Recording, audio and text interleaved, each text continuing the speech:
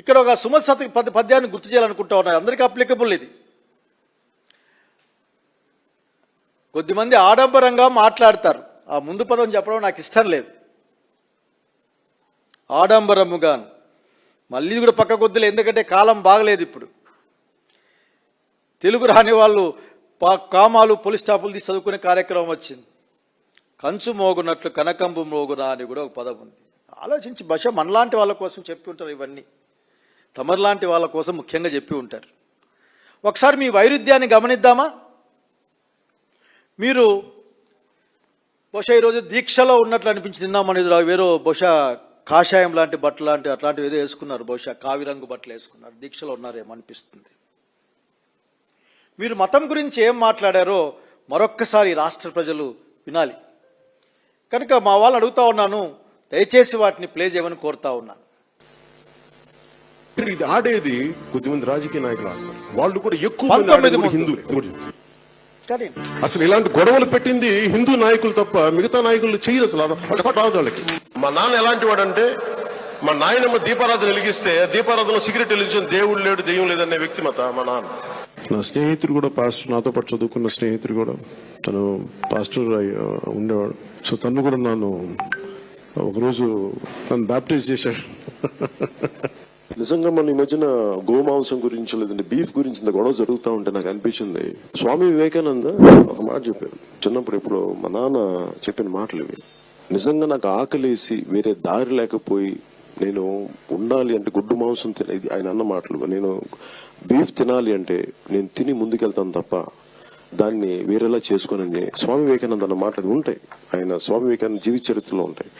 అంటే తిండి ఏది తిన్నామని కాదు, నిజంగా మరి తిండి శాకాహారమే తింటే అందరు గొప్పవాళ్ళు అయిపోతారంటే మరి గుజరాత్ లో గోద్రా ఘటన ఎందుకు జరిగింది? హిందూ ధర్మాన్ని మీరు అగౌరవపరుస్తున్నారు. అరే నేను హిందువుని, చాలా బలమైన హిందువు. నేను కూడా అది కూడా చెప్తున్నాను మీకు. ఎవడు బలమైన హిందువు అంటే అన్ని మతాల్ని సమానంగా చూసేవాడే బలమైన హిందువు. కానీ కోట్లాది మంది హిందువులు అపవిత్రమైతే, ఈ ప్రసాదం అపవిత్రమైతే ఒక్కరు కూడా మాట్లాడకూడదు, ఇది సెక్యులర్ వ్యవస్థకు విఘాతం అంటే హిందువులకి మనోభావాలు ఉండవా? ముస్లింస్ ని ఇస్లాం సమాజాన్ని చూసి నేర్చుకోండి. వాళ్ళ అల్లా అంటే ఆగిపోతారు. మనం గోవింద అన్నం ఆగం.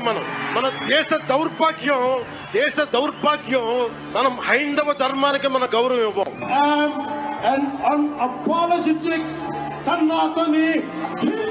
అన్ని ప్రాంతాలని మతాలని గౌరవిస్తాం, కానీ తప్పులు జరుగుతున్నప్పుడు సరిదిద్దుతాం.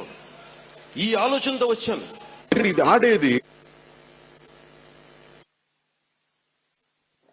ఇది ఎందుకు చూపించాయంటే డీసీఎం గారు ఇంత త్వరగా ఏ కాలానికి ఆ కాలం, ఏ అవసరానికి అవసరం మాట్లాడే మాటలు నుంచి తిరుపతి లడ్డు వ్యవహారం వచ్చినప్పుడు అందులో అసలుకి ఆ రోజున ఇందాపూర్ డైరీ అనేది పెద్ద ప్రముఖంగా ఇన్వాల్వ్ అయిందని చెప్పి దానికి హెరిటేజ్కు సంబంధం ఏందో చర్చించబడింది. ఆ రోజున మీరు మెట్లు గడిగారు. ఈ రోజున ఎందుకంటే సందర్భం కాదు కానీ ఒక మాట చెప్పాలనుకుంటా ఉన్నాను. రామజన్మభూమిలో పాపం బాలరాముడి డబ్బులు అక్కడ ఉన్న వాళ్ళు ఎత్తేసారని సిట్ ఒకటి ఈరోజు రిపోర్ట్ ఇచ్చింది.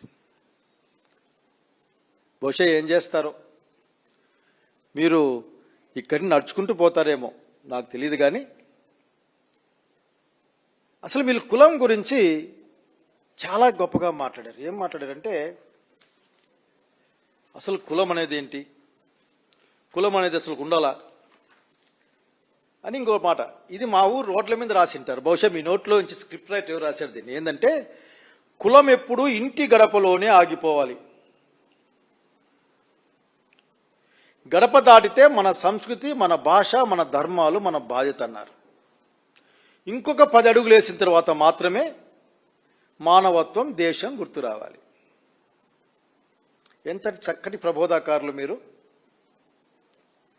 కులం ఇంట్లో ఉండాలట, ధర్మం అంటే ఇంత ఉద్దేశం భాష మతం అయింటది, భాష కానీ సంస్కృతి కానీ ధర్మం కానీ అవి బయట ఇంట్లోకి వచ్చినాక గడప దాటితే ఉండాలట. అటు తర్వాత 10 అడుగులు వేస్తే ఈ దేశభక్తుడికి దేశము, మానవత్వం గుర్తుకొస్తాయట. ఇందులో ఉన్న కుట్ర మీకు అయ్యడానికి అర్థమయ్యే ఆలోచన మీకున్న, అర్థం చేసుకునే మూడ్లో మీరు లేరు. మీరు చెప్పింది నిజం. ఏంటంటే ఎవరి కుల ఐడెంటిటీ మార్చలేమని చెప్పారు మీరు, కళ్యాణ్ గారు. భారతదేశంలో కులం ఒక వాస్తవం. కులం మీదే సమాజం నిర్మించబడకూడదన్న నిర్మించబడదని చెప్పిన బాబాసాహెబ్ అంబేద్కర్ రాజ్యాంగంలో బతున్న వాళ్ళగా చెప్పాలనుకుంటామని నేను ఈరోజు జరుగుతున్న అనేకమైన సంఘటనలకి అంబేద్కర్ బొమ్మలు పెట్టుకుందామన్నా, చివరికి పండగలు పబ్బాల్లో తప్పెట్లు కొట్టుకుందాము, వద్దు పండగ చేసుకుందామన్నా, ఇష్టపడి పెళ్లి చేసుకున్న ఆ కుటుంబంలో జరుగుతున్న విషయాలు కాదు. కానీ ఒక్కసారి దయచేసి మీరు ఆర్ఎస్ఎస్ భావజాలంలో పడద్దని నేను కోరుకుంటా ఉన్నాను. ఈ మాట నేను చెప్తా ఉన్నాను స్పష్టంగానే. ఎందుకంటే అసలు దేశం గురించి మాట్లాడట, మానవత్వం గురించి మాట్లాడట. ఆయనే మాట్లాడుతూ గోద్రా సంఘటన ఎట్లా జరుగుతుంది అనేది మాట్లాడాడు అక్కడికి. So I'm humbly telling to him, మీరు ముందు కులాన్ని అర్థం చేసుకోండి. కుల నిర్మూలనం కోసం, కులరహితమైన సమాజం కోసం భారత రాజ్యాంగం పనిచేస్తుంది. వైఎస్ జగన్మోహన్ రెడ్డి గారి నాయకత్వాన అన్ని కులాలకి మతాలకి సమానమైన హోదా లేక సమానమైన ప్రేమ, అన్నిటితో గౌరవంతో పాటుగా ఉండి అన్ని అభివృద్ధి కావాలని కోరుకుంటుంది. ఇది మీరు అర్థం చేసుకోవాలి. మీరు మాట్లాడుతూ మిగతా వాళ్ళ స్థాయి తగ్గిపోయి దిగజారుతూ మాట్లాడుతుంటే కరెక్ట్ చేయాలని చెప్పారు. నిన్న విన్నాను బాగానే, మీ ప్రొనౌన్సియేషన్ బాగా నచ్చింది నాకు. అక్కడ కులం గురించి స్థాయి దిగజారి, ఒకసారి కులం గురించి మన దగ్గర ఏముందా, కులం గురించి ఒకసారి ఆయన వినిపిస్తే కూడా బాగుండేది.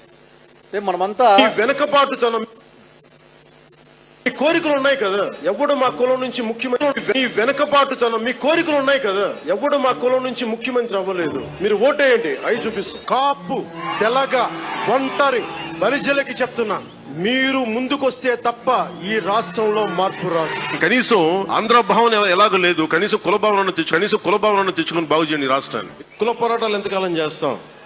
నేను కులం కోసం ప్రయాణిస్తే కుల నాయకుని అయ్యేవాడిని కదా. నేను కులం కోసం ఒక్కదానికి రాలేదు.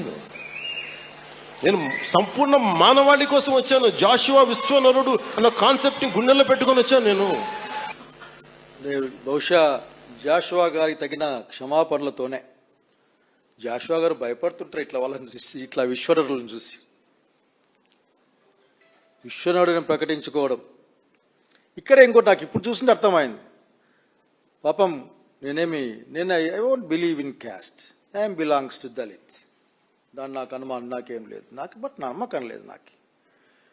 కానీ ఒక మాట చెప్పాలనుకుంటున్నా, అంత పెద్ద మీటింగులో కాపు, ఒంటరి, తెలగ వాళ్ళంతా వీరంతా కుల విమానంతో సీఎం అవుతామని ఒక డయాస్ పైన మన 15 ఏళ్ల పాటు ఇతన్నే చంద్రబాబునే సీఎం చేస్తానని ప్రకటించినట్లు గుర్తు నాకు పవన్ కళ్యాణ్ గారు. జనం గమనించాలా, అంటే వేరియేషన్ కాదు, ఆ మాటలేంది అవన్నీ అని కూడా. కానీ కులం గురించి ఇంక చెప్పాల్సిన అవసరం లేదు. స్పష్టంగా మీరు కుల భావంతో అయినా సరే ఓట్లు వేయండి అని చెప్పిన సంగతి చేశాం పవన్ కళ్యాణ్ గారు. ఇవన్నీ ఎందుకు చెప్తున్నామంటే మీరు మారుతారేమో అని, మారితే బాగుంటుంది కదా అని. పాపం మిమ్మల్ని నమ్ముకున్న అనేక మంది వాళ్ళు కూడా కొద్దిగా ఆ సంశయంలోంచి బయటపడి మారిన మనుషుల్లాగా వస్తారేమో అనిపిస్తుంది నాకు. ఇప్పుడు